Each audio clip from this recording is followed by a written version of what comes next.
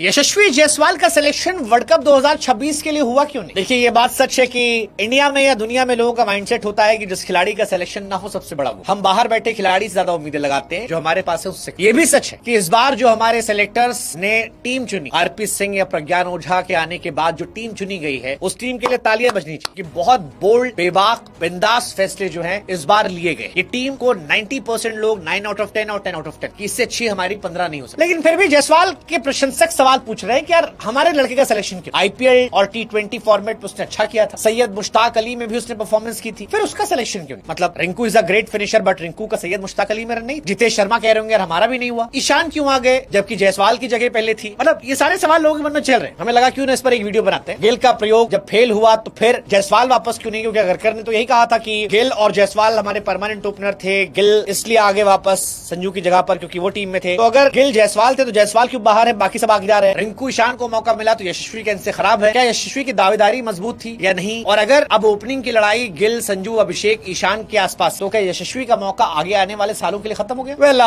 T20 world cup के लिए भारत ने जो 15 का स्क्वाड अनाउंस किया, फिर मैं क्या, वो काफी चर्चा। शुभमन गिल का बाहर होना चर्चा केंद्र में। संजू ओपनिंग करेंगे, बैकअप के तौर पर जायसवाल को मौका नहीं मिला है। ईशान किशन आए। अब जायसवाल जो है वो अच्छा कर रहे थे। ईशान हालांकि सैयद मुश्ताक अली में इस बार सबसे ज्यादा अपनी कप्तानी में झारखंड को चैंपियन बना। उनके शामिल होने से जितेश को जगह नहीं मिली। अगरकर ने कहा भी कि भाई 2 विकेट कीपर थे, इससे ज्यादा हम दे नहीं सकते थे। वैसे भी ओपनर मिल गया था विकेट कीपर, तो फिर कोई मतलब नहीं था। लेकिन क्या जायसवाल की दावेदारी मजबूत थी? अगस्त 2023 में भारत के लिए T20 वर्ल्ड कप में डेब्यू किया था। दूसरे मुकाबले में वेस्ट इंडीज के खिलाफ 84 रन की पारी खेली। फिर छठे मुकाबले में शतक लगाया। Australia, south Africa, Zimbabwe, south Africa के खिलाफ लगातार मौके मिले और इसमें उन्होंने अच्छा किया। जायसवाल इंडिया के लिए लगातार T20 खेल रहे थे। 2024 T20 वर्ल्ड कप में शामिल किया गया। हालांकि रोहित और विराट ने तब ओपन किया था, इस वजह से उनको प्लेइंग 11 में मौका नहीं मिला। लेकिन जब रोहित विराट रिटायर हुए तो लोगों को लगा शायद जायसवाल को अब परमानेंट कर दिया। लेकिन पिछले 18 महीने में जायसवाल ने सिर्फ 3 T20 मैच, हालांकि परफॉर्मेंस खराब नहीं। 29 जुलाई 2024 को इंडिया के लिए आखिरी T20 मैच खेला था श्रीलंका के सामने। 3 मुकाबलों में शुभमन के साथ ओपनिंग की थी, अच्छा किया। फिर उसके बाद वो बाहर गए। सैयद मुश्ताक अली T20 ट्रॉफी में परफॉर्म अच्छा किया। पिछले 3 सीजन जायसवाल ने आईपीएल में भी 1500 प्लस रन बनाए, 2 सेंचुरी लगाई है। स्ट्राइक रेट भी 160 प्लस रहा है। पिछले दिनों सैयद मुश्ताक अली में भी उन्होंने हरियाणा के सामने 49 गेंदों में शतक लगाया था। तो दावेदारी तो उनकी मजबूत थी। और यही सवाल था कि भाई साहब जब गिल नहीं है तो फिर वो क्यों नहीं? गिल वाइस कैप्टन बनाकर टीम में डाल दिए गए थे, इसी वजह से जायसवाल बाहर थे। परमानेंट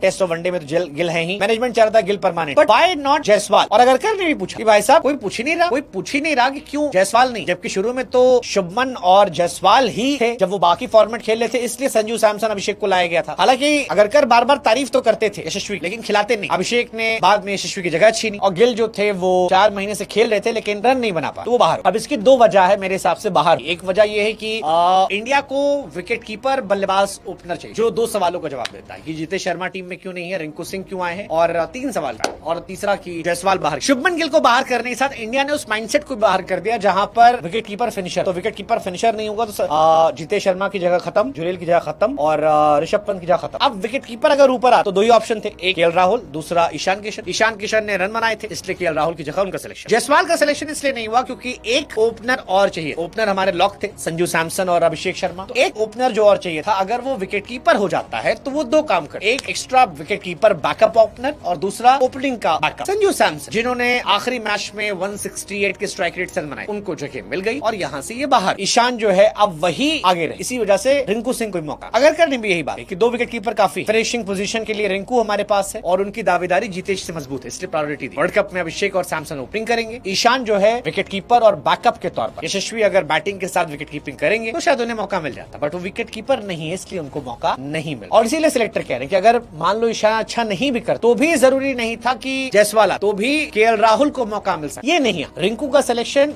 फिनिशिंग स्किल की, जितेश ने कुछ खराब नहीं किया था, बस टीम कॉम्बिनेशन में फिट नहीं बैठ रहे थे। अब आती बात अभिषेक शर्मा को लेकर। यार देखो, अभिषेक शर्मा ने एक्चुअली खा लिया। यशस्वी मेरे बड़े फेवरेट खिलाड़ी है, but if you look at Yashasvi and Abhishek, आप में से 90% लोग अभिषेक के साथ। अभिषेक के आने से टीम इंडिया का टेम्पो चेंज हो। अभिषेक जब से आए हैं तब से तबाही मचा। शाहीन अफरीदी को जैसा मारा था उससे तबाही मचा। अभिषेक ने ओपनर्स की पोजीशन में से एक पोजीशन लॉक कर ली। भाई साहब हमारा लगभग 200 का स्ट्राइक रेट है, तुम अपना देख। और कौन खेलोगे? गिल खेलोगे, ईशान खेलोगे, संजू खेलोगे, तुम देख, मैं खेलूं। प्लस वो बॉलिंग भी कर लेते हैं। अब यशस्वी तभी हिस्सा बनते जब अभिषेक खराब, और क्योंकि अभिषेक खराब कर नहीं रहे इसलिए यशस्वी जगह नहीं बना। अब आखिरी सवाल कि भाई साहब जायसवाल को क्या अगले 2-3 साल मौका नहीं मिलेगा? चांसेस है, शायद नहीं चांसेस, क्योंकि वर्ल्ड कप के बाद मान लो अगर सूर्या भी बाहर, तो भी सूर्या के जाने के बाद आप किसी और मिडिल ऑर्डर को ले आएंगे, श्रेयस अय्यर का मौका बन सकता है, या गिल को फिर एडजस्ट करना चाहेंगे, या एक कॉम्बिनेशन हो सकता है कि अभिषेक शर्मा जायसवाल से ओपनिंग करवा दें, संजू को 3 पर भेज दे। बट अगर संजू ओपन में सेट हुआ तो शायद नहीं बनेगा फिर उनका। सूर्या 35 साल के हैं, वर्ल्ड कप उनका कैसा जाता है ये तय करेगा कि अगला वर्ल्ड कप वो खेलेंगे या नहीं खेलेंगे। तो जायसवाल के लिए फिलहाल टफ टाइम, टेस्ट में वो पक्का है लेकिन T20 वनडे में मुश्किल है। हालांकि वनडे में शतक लगाया था, लेकिन वनडे में शुभमन गिल आएंगे तो रोहित शर्मा शुभमन गिल हो जाएंगे, वो बाहर बैठेंगे। वैसे भी वनडे की में शुभमन गिल कैप्टन है तो कैप्टन तो खेलेगा ही, तो जायसवाल को बाहर बैठना पड़ेगा। डिस्पाइट कि आखिरी मैच में उनका शतक था, 3 पे विराट कोहली, 4 पे उनकी जगह बनती नहीं, 4 पे अय्यर आ जाएंगे, 5 पे राहुल, 6 पे पांड्या,